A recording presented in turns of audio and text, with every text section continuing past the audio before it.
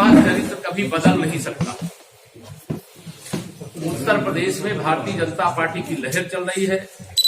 लोग जातिवाद से बाहर निकल करके विकासवाद की ओर चल पड़े हैं। उत्तर प्रदेश के अंदर जो हमारी 24 करोड़ जनता है, उसके जीवन में एक परिवर्तन लाने का जो संकल्प लेकर के हम सरकार में आए थे, तो पहला वादा हमारा था कि सरकार में आने के बाद कैबिनेट की पहली बैठक में उत्तर प्रदेश के जो 86 लाख किसानों का 36,000 करोड़ रुपया का कर्ज बकाया था, उसे माफ करेंगे। उसे हमारी सरकार ने पहली बैठक में माफ करने का काम किया। दूसरी ओर किसानों की जो उपज है, उसके खरीद का एक रिकॉर्ड बनाने का, जो सपा बसपा की सरकारों के समय जितना खरीदा जाता था, उससे 2 गुना 3 गुना अधिक खरीद करने का काम किया। तीसरा, विशेष तौर से गन्ना किसानों का सपा सरकार ने 12,000 करोड़ रुपया का बकाया छोड़ करके गई थी। उसके साथ हमने 1,60,000 करोड़ रुपया गन्ना किसानों का भुगतान करने का काम किया। सपा सरकार के समय आप सब बरेली के निवासी हैं, 4 घंटे 8 घंटे 10 घंटे भी बिजली मिलना मुश्किल होता था, लेकिन आज बिजली कितनी मिलती है उसके साक्षी आप हैं। श्री अखिलेश यादव जी कह रहे हैं कि हम सत्ता में आएंगे तो बिजली फ्री में देंगे। किसी एक माँ ने अपने बच्चे से मजाक में कह दिया कि अगर तुम टीवी ज्यादा देखोगे तो मैं सपा को वोट दे दूंगी, क्योंकि बिजली भाजपा की सरकार में पूरे समय आती है। तो इतना मजाक खिलवाड़ श्री अखिलेश यादव जी की सरकार के समय में, जो बिजली की तारों में कपड़े सुखाने का काम किया जाता था, आज हमारी सरकार में जहां बिजली की उपलब्धता है, वहीं हर गांव तक बिजली पहुंची, हर घर तक बिजली पहुंची। गरीबों के लिए, जो कोई झोपड़ी में रहता था, कोई तिरपाल डाल करके रहता था, 43 लाख मकान उत्तर प्रदेश के अंदर लोगों को बना करके देने का काम किया गया है। प्रधानमंत्री किसान सम्मान निधि, कानून व्यवस्था उत्तर प्रदेश की चुस्त और दुरुस्त है। इसलिए मैं आज ये कह सकता हूं कि अब 2022 का विधानसभा चुनाव है, उसमें 2017 की तरह ऐतिहासिक विजय जनता के आशीर्वाद से, कार्यकर्ताओं के परिश्रम के बल पर किया है। कि बाबा जी की ब्रेकिंग है, जो आपके उम्मीदवार हैं, तब तक से एक अखिलेश यादव जी बहुत घबराए हुए, बहुत घबराए हुए हैं। उनको मालूम है कि उनके चुनाव के अंदर जो वह सपने देख रहे थे, वो सपने चकनाचूर हो गए हैं। और उनके इस प्रकार के बयान को और जनता की समझ, यह जो ट्वीट है वह अपने आप में चुनौती देने वाला है। जनता जानती है, अपराधियों के गिरोह के सिवा, दंगाइयों के गिरोह के सिवा, हत्यारों के गिरोह के सिवा, भ्रष्टाचारियों के गिरोह के सिवा समाजवादी पार्टी के पास कुछ बचता ही नहीं है। उनकी सूची देख करके आश्चर्य लगता है कि गुंडई के बल पर लोगों से वोट लेना चाहते हैं, लेकिन जनता ने समाजवादी पार्टी की साइकिल पंचर कर दी है। उनके गठबंधन के लोगों को नकार दिया है। बहुजन समाज पार्टी का कहीं अता पता नहीं है। लोग समझते हैं कि वोट बर्बाद नहीं करना है। कमल का फूल ही खुशहाली का प्रतीक है, गरीबी से मुक्ति का प्रतीक है। इसलिए श्री अखिलेश यादव जी की बौखलाहट का प्रतीक। आपने बहुत अच्छी बात कही। आपने कहा गठबंधन के जो सहयोगी है, लेकिन श्री राहुल गांधी जी, श्री अखिलेश यादव जी, इन सब का इंटरनल रिश्ता है। आपको सबको मालूम होगा, इसी उत्तर प्रदेश में भी 2019 का लोकसभा चुनाव हुआ। अमेठी से राष्ट्रीय अध्यक्ष रहते हुए श्री राहुल गांधी जी चुनाव लड़े। सपा और बसपा ने उन्हें अपना समर्थन दिया, उसके बाद भी वह चुनाव हार करके यहाँ से चले गए। उत्तर प्रदेश में कांग्रेस के पास फोटो खिंचाने वालों के अलावा कुछ नहीं बचा। आपने एक बात कही कि गठबंधन के सहयोगी उनके, फिर उनके गठबंधन के सहयोगी राष्ट्रीय लोक दल पे लगातार बीजेपी अपने पक्ष में लेने की बात, न्योता दिया जाए। माननीय गृह मंत्री द्वारा 2 बार उन्हें न्योता दिया गया। आप भरोसा रखिए, यह दोस्ती 10 मार्च के बाद कहीं दुश्मनी में न बदल जाए, मुझे इस बात में। जी, आपके क्षेत्र में बच्चों को पीटा गया है इलाहाबाद में, क्या कहना चाहेंगे? नहीं, हमने बच्चों के बारे में कहा, जिसने पीटा है उनके खिलाफ कार्रवाई की, जांच कर रहे हैं। लेकिन बच्चे हमारे अपने हैं, हमारे परिवार के सदस्य हैं, उनकी हर प्रकार से चिंता की जाएगी। और जो बच्चों की आड़ में उपद्रव करने वाले सपाई होंगे, बसपाई होंगे, कांग्रेसी होंगे, जिन्होंने सोचा है कि आचार संहिता लगी है, इस समय उपद्रव करके माहौल खराब करेंगे, उनकी जांच करके उनके खिलाफ कठोर से कठोर कार्रवाई पश्चिम में रक्षा की जाती है। उसमें देश की सर्वोच्च अदालत का फैसला है, जांच जाट डॉक्टरों को लेकर पूछा था कि पश्चिम में जाट डॉक्टरों को लेकर काफी घमासान मचा हुआ, कितना सच कोई है? घमासान नहीं मचा हुआ है। जाट समाज हो, चाहे गुर्जर समाज हो, चाहे सैनी समाज हो, चाहे कश्यप समाज हो, चाहे अनुसूचित वर्ग के भाई बहन हो, सब भाजपा के साथ है। मैं इसीलिए कहता हूँ कि भारतीय जनता पार्टी अगड़ा वर्ग, पिछड़ा वर्ग, अनुसूचित वर्ग की त्रिवेणी है और इस त्रिवेणी के साथ सब लोग समाहित। आपकी पार्टी के स्वामी प्रसाद मौर्य जी कह रहे हैं कि पिछड़ों को उचित सम्मान नहीं मिला, क्या आप चिंता मत करिए, केशव प्रसाद मौर्य बैठे हैं यहाँ, इसके बाद प्रमाण अपने आप।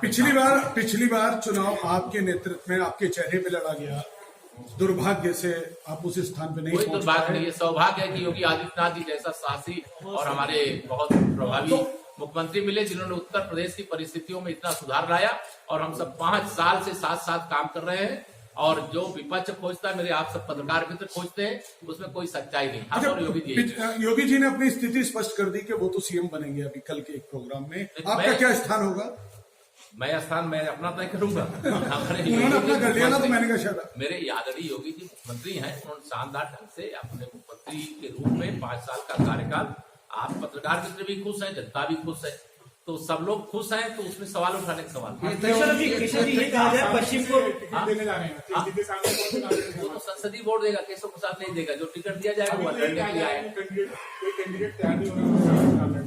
आप ऐसा मत मानिए, भारतीय जनता पार्टी के पास एक नहीं अनेक लोग हैं।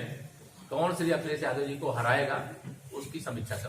पश्चिम को लेके एक अलग से रणनीति बनाई है बीजेपी ने, सारी राष्ट्रीय नेतृत्व से लेकर प्रदेश के सारे मंत्री लगे हैं। क्या कहेंगे प्रथम चरण के चुनाव को लेकर किस तरह की हवा है, किस तरह का नेता और प्रादेशिक नेता तो भाजपा के पास है, सपा बसपा कांग्रेस के पास नहीं है, तो क्या हम उनके पास भेजेंगे? क्या भारतीय जनता पार्टी के पास जो हमारा नेतृत्व है, हम सामूहिक रूप से लड़ करके और प्रदेश के हित में, देश के हित में इस चुनाव को लड़ रहे हैं और इस चुनाव को निश्चित तौर से जीतते। ये माना जाएगी 300 पार मैंने पहले ही बताया, फिर एक बार 300 पार जन जन की है यही बात। केशव जी, क्या ये आपने मान लिया है, आपने स्वीकार कर लिया है कि अगर उत्तर प्रदेश में जब चुनाव के बाद योगी जी मुख्यमंत्री होंगे, उसमें भी कोई अब एक सवाल का जवाब एक ही सवाल का दूसरी बार योगी जी मुख्यमंत्री हैं और आदरणीय योगी जी के नहीं होने पर सवाल क्यों उठा रहे हैं? आप इस भैया उत्तर प्रदेश में 300 से ज्यादा सीटें जीतने जा रहे हैं। आप सबके भी वोट में जानता हूं आप कमल के फूल पे ही देने वाले, क्योंकि आपकी सुरक्षा की गारंटी भी भाजपा। आप जनता को क्या देंगे? अखिलेश यादव जी ने कहा कि हम पे परिवारों का आरोप लगाते, परिवारवाद का आरोप लगाते हमारे परिवार को अपने परिवार में सम्मिलित करते चले आ रहे हैं। तो अर्पणा यादव और उनके लिए कहा, देखिए उनकी जिम्मेदारी है कि अपने परिवार को संभाल के रखें।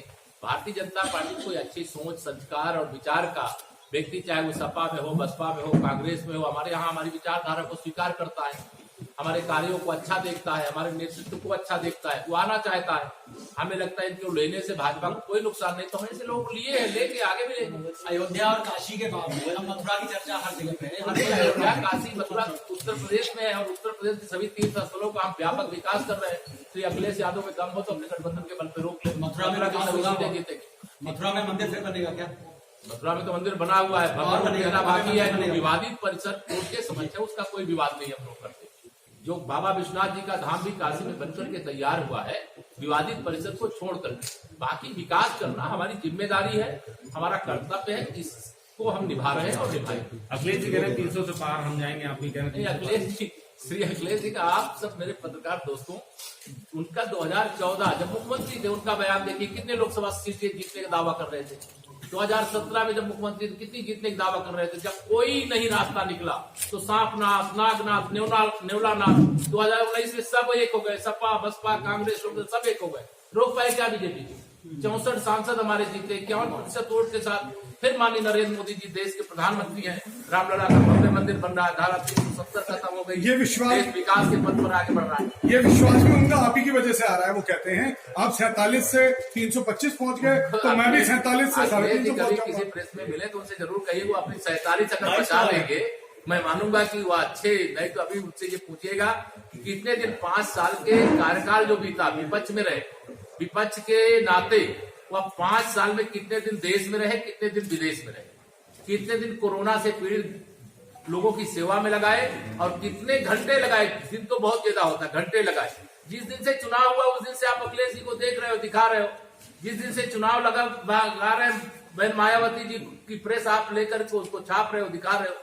ये सब चुनावी बरसाती लोग हैं और इन लोगों का जनता की सेवा से कोई मतलब नहीं। सत्ता जाति बिरादरी धर्म के नाम पे प्राप्त करो और सत्ता प्राप्त करके लूटो, खसोटो और जनता को उसकी दुर्दशा में छोड़ दो। आप उससे बाहर लेकर आए। धन्यवाद। एक आखिरी सवाल का जवाब दे दीजिए। लोगों के मन में ये बड़ा लगातार, क्योंकि अफवाहें कह लीजिए या चर्चाएं कह लीजिए, चलती रही कि बीच में आप कहीं माननीय योगी जी से नाराज थे। इसको आज जरा सा बता दीजिए, क्या वाकई थी या नहीं थी? मैं कह रहा हूँ हम 5 साल से साथ हैं और साथ थे, साथ हैं, साथ रहेंगे। जो है ऐसी चीजें देख रहे हैं, सुन रहे हैं, जिनको सुनाई पड़ा है या तो उनकी कान गुजरा कुछ ऐसी चीज सुनाई पड़े, कोई और विपक्ष के पास मुद्दा विहीन विपक्ष, उनके पास कोई मुद्दा नहीं। तो उनको जब इस प्रकार की बातें करते हैं कि केशव प्रसाद को सीएम बनाना चाहिए, केशव प्रसाद को यह करना, ये सब बयान देते हैं।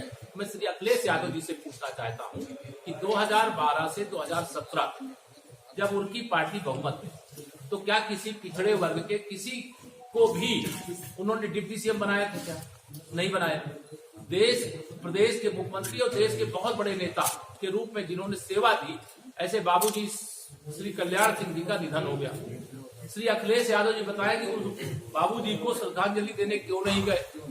अभी हमारे पत्रकार सुधीर सैनी की सहारनपुर में हत्या कर दी गई पीट करके।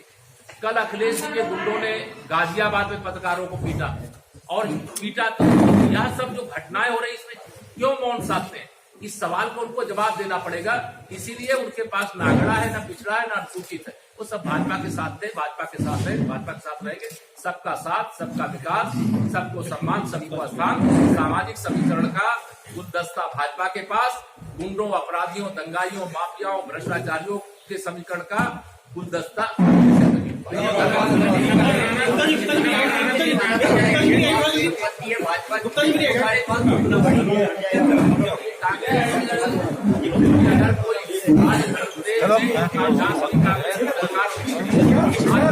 जाने वाले नहीं मिल रहे हैं। कांग्रेस समाप्त होने जा रही है, कांग्रेस समाप्त हो रही, भाजपा की लगातार ताकत बढ़ रही। तो वैसे ही 2022 के विधानसभा चुनाव में सभी 9 सीटों पर कमल का फूल खिलेगा। 2022 में ही 10 मार्च को वोटों की गिनती के पश्चात भारतीय जनता पार्टी की ही सरकार बनेगी। जनता का समर्थन भारतीय जनता पार्टी के साथ है। केंद्र में माननीय प्रधानमंत्री श्री नरेंद्र मोदी जी के नेतृत्व वाली सरकार के माध्यम से, प्रदेश में आदरणीय योगी आदित्यनाथ जी के नेतृत्व वाली सरकार के माध्यम से, अर्थात डबल इंजन की सरकार से हमने उत्तर प्रदेश के सर्वांगीण विकास का जो रोड मैप तैयार किया था, तमाम विपरीत परिस्थितियों के बाद भी, कोरोना के संक्रमण के बाद भी हम लोगों ने उत्तर प्रदेश को विकास के न जाने कोई, उनको यह पता है कि सारे विरोधी मिलकर के 2014, 2017, 2019 3 चुनाव